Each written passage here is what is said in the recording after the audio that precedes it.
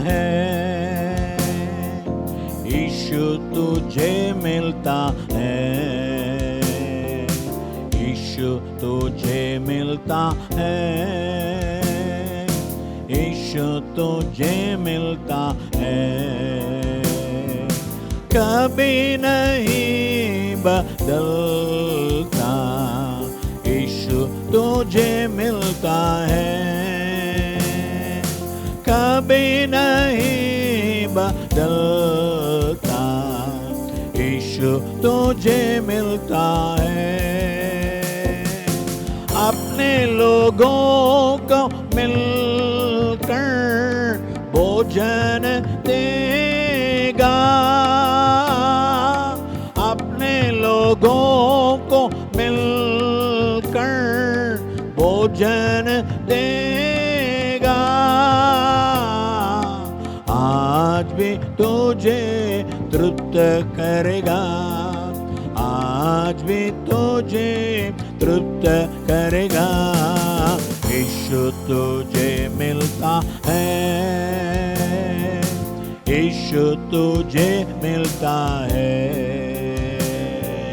यीशु तुझे मिलता है, यीशु तुझे मिलता है। अपने लोगों को मिलकर बीमारी हटाएगा,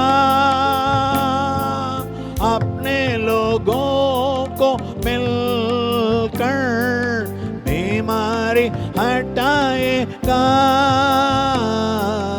आज भी तुझे चंगा करेगा, आज भी तुझे चंगा करेगा। यीशु तुझे मिलता है, यीशु तुझे मिलता है, यीशु तुझे मिलता है, यीशु तुझे मिलता है। अपने लोगों को मिलकर अद्भुत करेगा, अपने लोगों को मिलकर अद्भुत करेगा। आज भी तुझ में क्रिया करेगा, आज भी तुझ में क्रिया करेगा। यीशु तुझे मिलता है, यीशु तुझे मिलता है, कभी नहीं बदलता। यीशु तुझे मिलता है, कभी नहीं बदलता। यीशु तुझे मिलता है।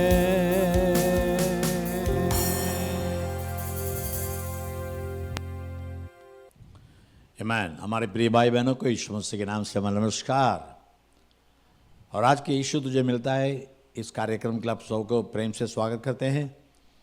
हर रविवार को शाम को 5 बजे आप हिंदी आराधना देख सकते हैं, आशीष पा सकते हैं।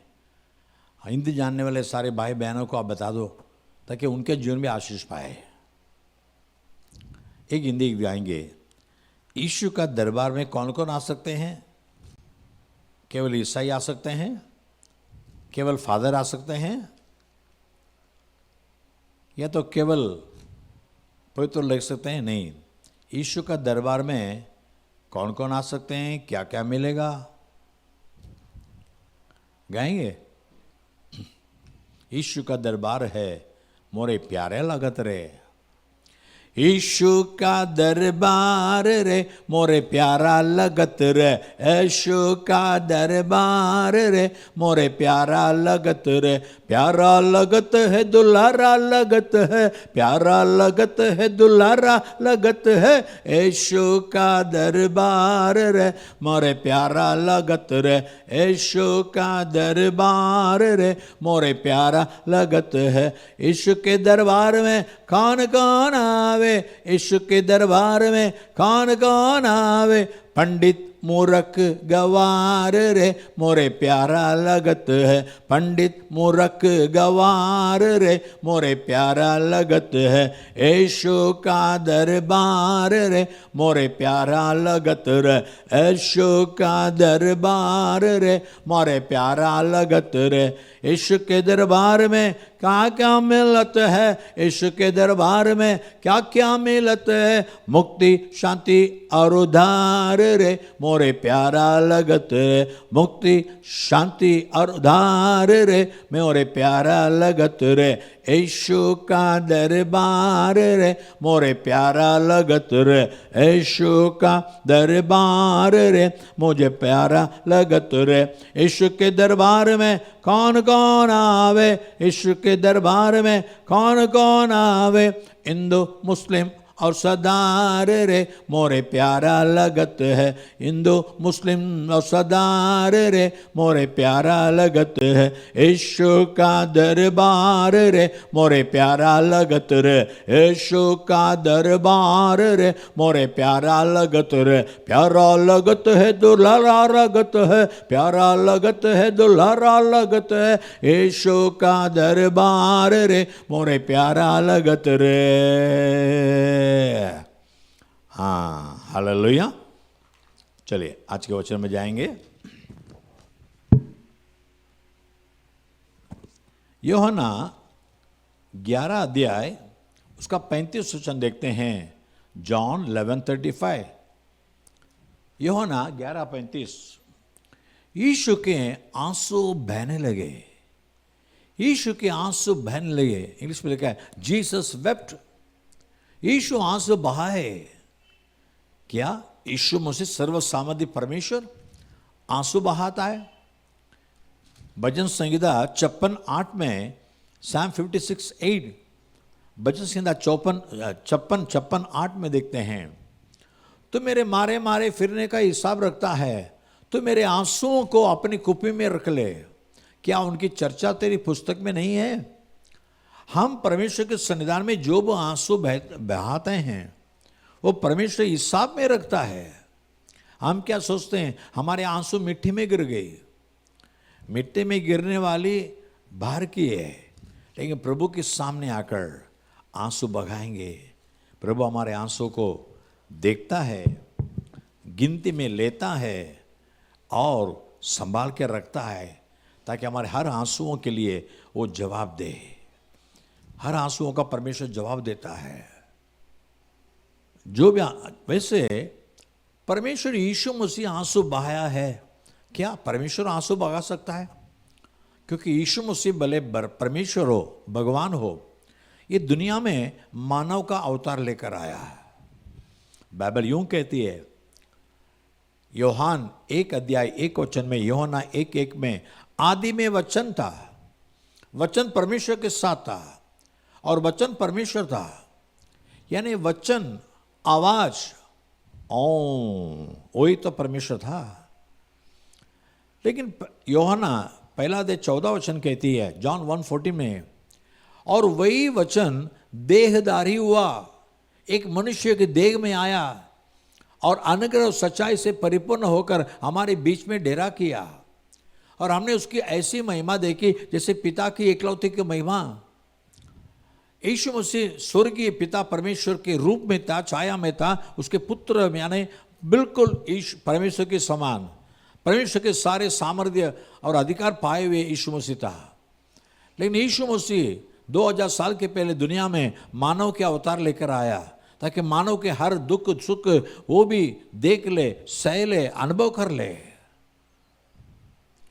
वैसे मानव बनकर, मनुष्य बनकर लोगों के बीच में चलता फिरता था, तभी उसके बारे में देखते हैं वो आंसू कभी आंसू बहाए जानते हैं।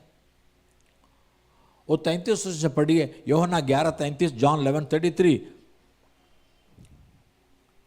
जब यीशु ने मरियम को और उन यहूदियों को जो उसके साथ आए थे रोते हुए देखा, तो आत्मा में बहुत ही उदास हुआ और घबरा कर कहा, तुमने उसे कहाँ रखा है?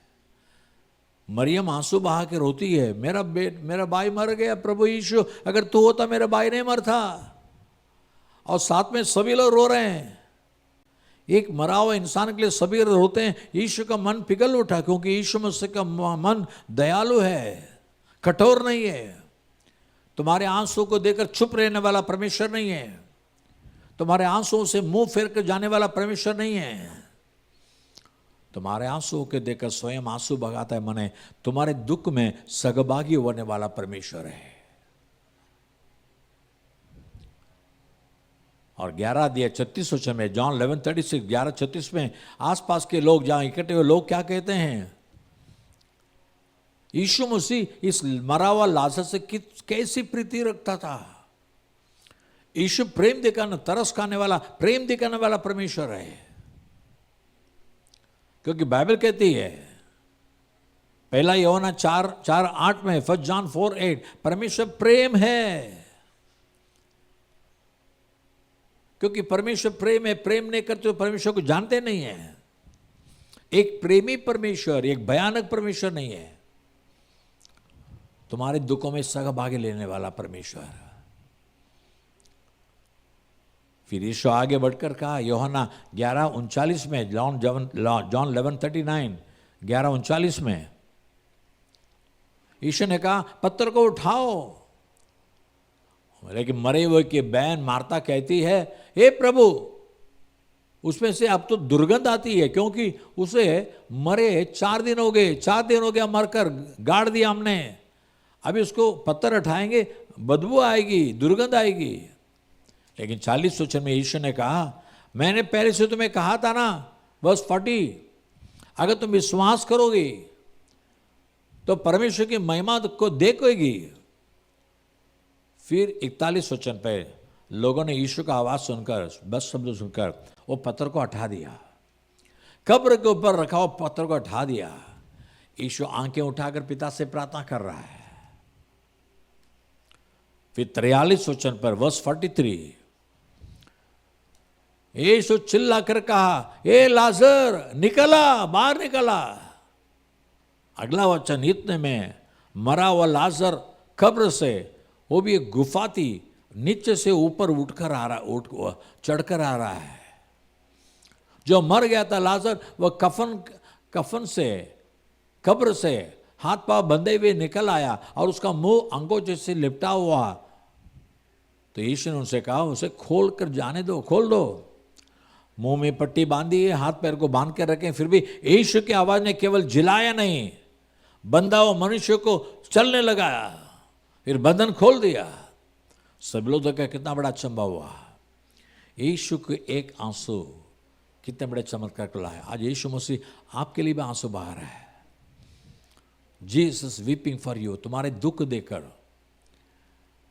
आप लूका 7:12-13 में देखते हैं, लूक 7:12-13, लूका 7:12-13। यीशु जब नाई नाम के गांव के नहर के फाटक के पास पहुंचा तो देखो, लोग एक मुर्दे को बाहर लिए जा रहे थे, जो अपनी माँ का इकलौता पुत्र था और वो विधवा थी। नगर के बहुत से लोग उसके संग थे, साथ थे। ये नाइन गांव में एक विधवा थी, उसका पति तो पहले मर चुका था, उसका जवान बेटा भी मर गया। तो सारे शहर के लोग इस माँ के पीछे पीछे आ रही हैं। 13 वचन में, उसे देखकर प्रभु को तरस आया और उस माँ से कहा, मत रो। और माँ तो बहुत रो रही, पति भी चला गया, बेटा भी चला गया, मैं क्या करूं, मैं विधवा हूं, अभी अनाथ हो गया हूं। यीशु कहता है, मत रो। फिर 14 वचन में, लूक 7:14, लूक 7:14 में यीशु आरती के पास आया, आरती को छुआ तो उठाने वाले रुक गए। यीशु ने कहा, हे जवान, मैं तुझसे कहता हूं उठ। तो अगला वचन, वो मुर्दा था, मुर्दा उठ बैठा और बोलने लगा। यीशु ने उसे उसकी मां को सौंप दिया। 16 वचन में लोग ऐसे प्रशंसा परमेश्वर की करते हैं, इसे सब पर भय छा गया और वे परमेश्वर की बड़ाई करके कहने लगे कि हमारे बीच में एक बड़ा भविष्यद्वक्ता उठा है और परमेश्वर ने अपने लोगों पर कृपा दृष्टि की है। इसके आंसू परमेश्वर ने देख लिया, कृपा दृष्टि की है, मरे हुए बेटे को जिंदा कर दिया। माँ की रोना बंद, सबकी बोलती बंद। तुम्हारे आंसू को देखने वाला पर आज तुम किस कष्ट से गुजर रहे हो, किस मुसीबत से गुजर रहे हो, किस बीमारी के बिस्तर में पड़े हो, यीशु को पुकारो। तुम्हारे दुखों को देखकर हंसने वाला नहीं है, या तो तुम्हारे दुखों में आकर सहभागी लेने बिना भागने वाला नहीं, ये दुख मुझे फंस देगा भागने वाला परमेश्वर नहीं है। यीशु आपके लिए रो रहा है। Jesus weeping for you, is weeping along with your tears. तुम्हारे आंसू के साथ यीशु में आंसू बह रहा है। आज तुम्हारे लिए जो चिन्ह चमत्कार चाहिए यीशु करेंगे। भाई यीशु को आने दो, क्योंकि दुनिया में आकर हर मनुष्य के पाप के लिए मरा हुआ एक ही परमेश्वर है। दुनिया में आकर हर मनुष्य को प्रकाशित करने वाला परमेश्वर का ज्योति भी यीशु मसीह अकेला है। यूहन्ना 1:9 इसे कहते हैं, जॉन 1:9 कहती है। यीशु दुनिया में आया, मनुष्य बनकर आया, लेकिन परमेश्वर का ज्योति बनकर आया। हर एक मनुष्य के जीवन में प्रकाश लाती है। वह हमारे पापों को कलवरी क्रूस में उठा लिया, इसलिए पापी के समान कलवरी क्रूस में मरा, लेकिन तीसरा दिन जी उठा, क्योंकि जिंदा परमेश्वर है। उस पर विश्वास करो। दूसरी बातें लिखने वाले हैं लूका 19:41 वचन, लूका 19:41, लूका 19:41। जब यरूशलेम शहर के निकट यीशु मसीह आया तो नगर को देखकर उस पर रोया। Jesus wept looking upon the city of Jerusalem. और अगला 2 वचन पढ़ेंगे 42-43। क्यों यीशु मसीह रो रहा है? कहने लगा, क्या ये भला होता कि तू ही इसी दिन में कुशल की बातें जानता, पर तो अब वे तेरी आंखों से छिप गए हैं। कुशल की, तुम्हारी शांति की बातों को जरा जानता तो अच्छा होता, क्योंकि वे दिन तुझ पर आएंगे कि तेरे बैरी मोर्चा बांधकर तुझे घेर लेंगे और चारों ओर से तुझे दबाएंगे। तुमने परमेश्वर को जाना नहीं, परमेश्वर देने वाला शांति को जाना नहीं, कृपा को जाना नहीं, तो एक दिन आने वाला है, तब तुम पछताओगे। शत्रु तुम्हें घेर लेगा, तुम्हारा नाश करेगा। यरूशलेम शहर के बारे में परमेश्वर कहता है। वैसे यरूशलेम ने कितने युद्धों को सहना पड़ा, सामना करना पड़ा। उस दिन यीशु यरूशलेम में आया, उद्धारकर्ता बनकर आया, शांति का प्रभु बनकर आया, प्रकाश देने वाला प्रभु बनकर आया, लेकिन यरूशलेम शहर के लोगों ने उनको स्वीकारा नहीं, बल्कि यीशु पर दोष लगाकर, झूठे दोष लगाकर, इल्जाम लगाकर उसको यरूशलेम शहर के बारे में, शहर के बाहर क्रूस में मार दिए। बाइबल यूं कहती है, 1 कुरिन्थियों 2:8 में, 1 कुरिन्थियों 2:8, जिसे इस संसार के हाकिमों ने किसी ने नहीं जाना, क्योंकि यदि जानते तो तेजोमय प्रभु को क्रूस पर नहीं चढ़ाते। इस संसार के हाकिमों ने, यहूदियों के हाकिमों ने ये नहीं जाना कि यीशु परमेश्वर का प्रकाश है, ज्योति है, तो तेजोमय प्रभु को क्रूस पर नहीं चढ़ाते। अनजाने में यीशु को मार दिया। इसलिए यीशु ने कहा लूका 23:34 में, लूक 23:34, लूका 23:34 में यीशु ने सूली पर लटकते हुए ऐसे प्रार्थना कर रहा है, हे पिता इन्हें क्षमा कर, क्योंकि नहीं जानते कि क्या कर रहे हैं, क्या कर रहे जानते नहीं हैं। मुझे क्रूस पर मारे, कितने अन्याय करते हैं, लेकिन जानते नहीं इसका अंजाम क्या होगा। आज देश के कई बड़े अधिकारियों गरीबों के ऊपर अत्याचार करते हैं, अन्याय करते हैं, लेकिन अनजाने में, क्योंकि इसका न्याय करने वाला परमेश्वर है। आज जो भी तुम अन्याय करोगे, पाप करोगे, गुनाह करोगे, उसका न्याय जरूर होगा। जैसे काम जब नौकरी करते हो, महीने के आखिर में वो हिसाब करते हैं, कितने दिन बराबर आए, कितना बार खड़ा किया, कितने बार झूठ बोला, सबका हिसाब करके आपको पगार मिलता है ना। वैसे मनुष्य का हर कामों का हिसाब परमेश्वर को देना होगा। दूसरा कुरिन्थियों 5:10 कहती है, 2 कुरिन्थियों 5:10, दूसरा कुरिन्थियों 5:10, क्योंकि अवश्य है कि हम सबका हाल मसीह के न्याय आसन के सामने खुल जाए, कि हर एक व्यक्ति अपने अपने भले बुरे कामों का बदला जो उसने ये देह के द्वारा किए हो पाए। तुमने बुरा काम किया, क्या बुरा काम किया, ये शरीर में रहते हुए तुमने कैसा जीवन बिताया, कितने लोगों को बुराई किया, कितने लोगों को भलाई किया, ये सबका हिसाब देना पड़ेगा। उसके अनुसार तुम्हारा हिसाब होगा, तुम्हारे दंड होगा या तो प्रतिफल होगा। बख्शिश चाहिए कि दंड चाहिए। ईश्वर और आज यीशु मसीह को अपना लो। समय बहुत निकट है, यीशु मसीह का आगमन बहुत निकट है, ये दुनिया का अंत भी निकट है। तुम देखने वाले सारी दुनिया नाश हो जाएंगे, बाइबल कहते हैं, मैं नहीं कहता। उसके पहले यीशु को अपना लो। स्तोत्र भजन संगीता 2:12, Psalms 2:12, भजन 2:12 में देखते हैं, पुत्र को चुमो, पुत्र यीशु मसीह को चुमो, माने उससे प्यार करो।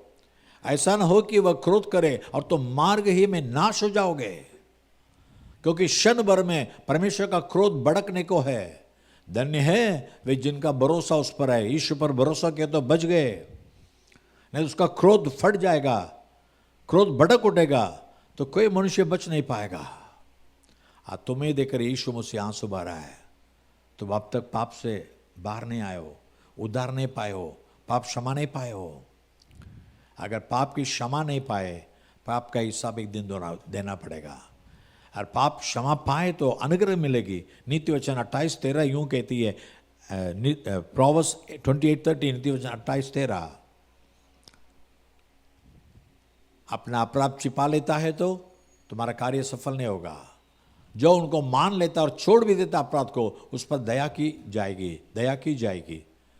आज यीशु मसीह के पास अपने पापों को क्षमा करो।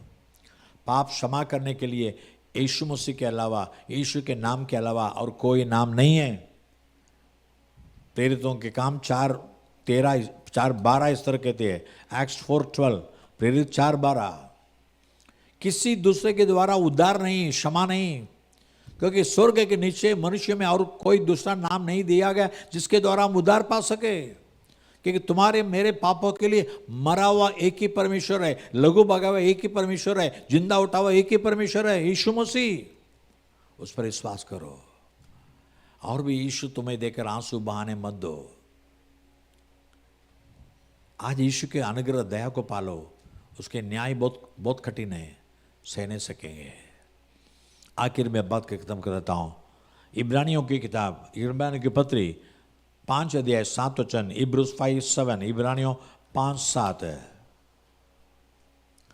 उसने अपने देह में रहने के दिनों में ऊंचे शब्द से पुकार पुकार कर और आंसू बहा बहा कर उससे जो उसको मृत्यु से बचा सकता था प्रार्थनाएं और विनती की, और भक्ति के कारण उसकी सुनी गई। अच्छी तरह फिर से मैं पढ़ता हूं, देखिए। यीशु मसीह अपने देह में हमारे समान इस शरीर में रहने के समय ऊंचे शब्द से पुकार पुकार कर और आंसू बहा बहा कर उससे, उस परमेश्वर पिता से जो उसको मृत्यु से बचा सकता था, प्रार्थनाएं और विनती की, और भक्ति के कारण उसकी सुनी गई। यीशु अपने लिए भी प्रार्थना करता था।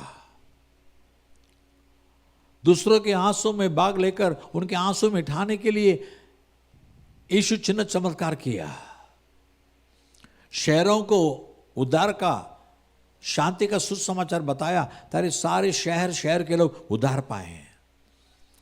यीशु अपने लिए, जब वो शरीर में था, अपने लिए प्रार्थना करता है, क्योंकि मेरे प्राण बच जाए। यीशु मसीह भगवान तो सच है, लेकिन यहाँ दुनिया में मनुष्य बनकर आया ना, तो हर दिन पिता से प्रार्थना करता है, हर दिन रो रो के प्रार्थना करता है, प्रभु मेरे जीवन को संभाल लो, मेरे प्राण को बचा लो।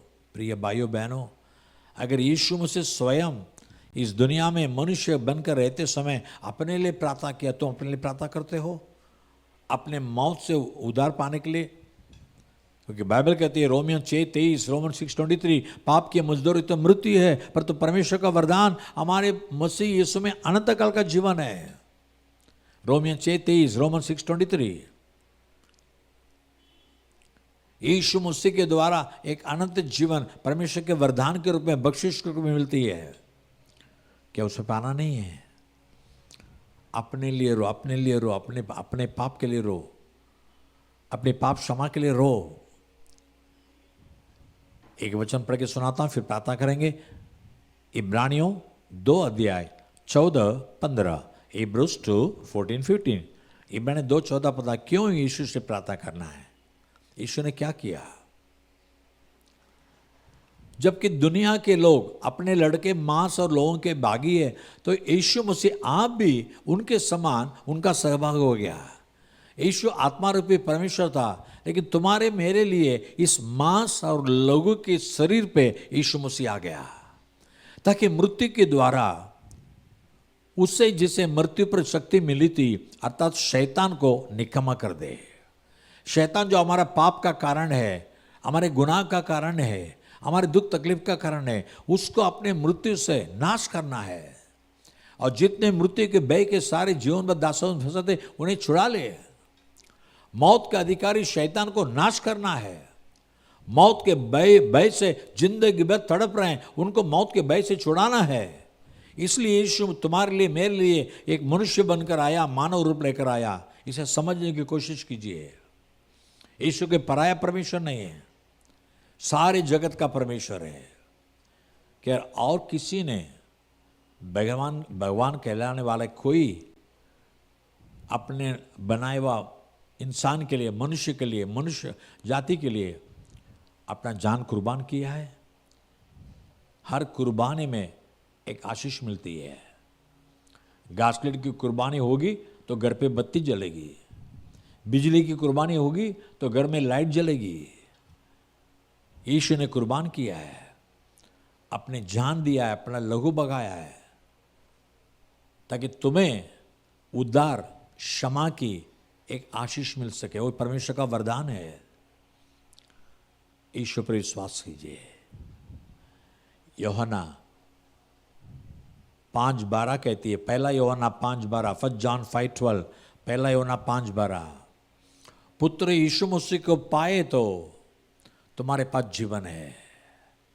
जिसने परमेश्वर का पुत्र को नहीं पाया, उसके पास जीवन भी नहीं है। क्या जीवन चाहिए? अनंत काल का जीवन यीशु मसीह के संग चाहिए? वो अकेला दे सकता है। आइए प्रार्थना करें। प्यारे पिता परमेश्वर, धन्यवाद देते हैं प्रभु। यीशु मसीह हमारे दुखों को देखकर दुख आंसू बहाता है। आज जितने लोग दुख में हैं, बीमारी में हैं, तकलीफ में हैं, कमी गटियों में हैं, उन पर तरस कर प्रभु। उनके आंसू को देखकर आंसू मिटा दे प्रभु, और जीवन में एक आशीष दे दे प्रभु। जो उद्धार नहीं पाए हैं, परमेश्वर दूर भटके हुए हैं, उन लोगों के लिए तो आंसू बहाता है। आज यीशु मसीह के पास यीशु में भटका हुआ था, ये तुझे जाना नहीं था। सच्चा परमेश्वर, अच्छा परमेश्वर तो है, आज मैं जान लिया, तेरे पास आता हूँ कहने वालों को उनके लिए तू आंसू बहा रहा है।